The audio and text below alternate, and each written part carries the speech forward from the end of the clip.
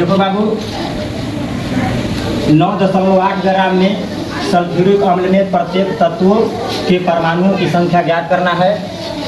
इसके लिए आपको पहले नंबर सल्फ्यूरिक अम्ल का मोलर द्रव्यमान ज्ञात करना होगा। सल्फ्यूरिक अम्ल में हाइड्रोजन का द्रव्यमान 1/2, सल्फर का द्रव्यमान 32 और ऑक्सीजन का द्रव्यमान 16/4। क्यों? इसलिए कि सल्फ्यूरिक अम्ल में कितना परमाणु ऑक्सीजन है? 4 परमाणु, इसलिए इसमें 4 से गुना हुआ है, इसमें 2 से गुना हुआ है। ठीक है, अब सबका इसका जोड़ेंगे तो कितना ग्राम आ जाएगा? 98 ग्राम।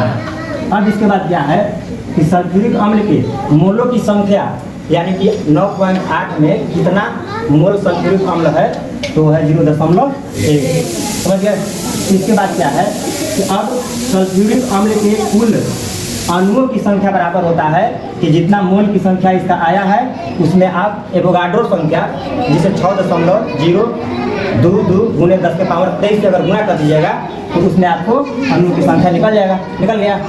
अब इसके बाद देखिए कि H2SO4 में प्रत्येक अणु में हाइड्रोजन का 2 परमाणु है कि नहीं? देखिए है ना, सल्फर का 1 परमाणु है कि नहीं, और ऑक्सीजन का 4 परमाणु है। तब अब हम यहाँ पर हाइड्रोजन का निकाल लिए कि कितना मैंने परमाणु होगा, तो यहाँ 2 से गुना किए और हमको ये आ गया, और इसमें सल्फर का निकल गया और ये ऑक्सीजन का निकल गया। मैंने कहे तो मतलब हुआ कि सल्फ्यूरिक अम्ल में हाइड्रोजन तत्व का इतना परमाणु, सल्फर का इतना परमाणु और ऑक्सीजन का इतना परमाणु होगा।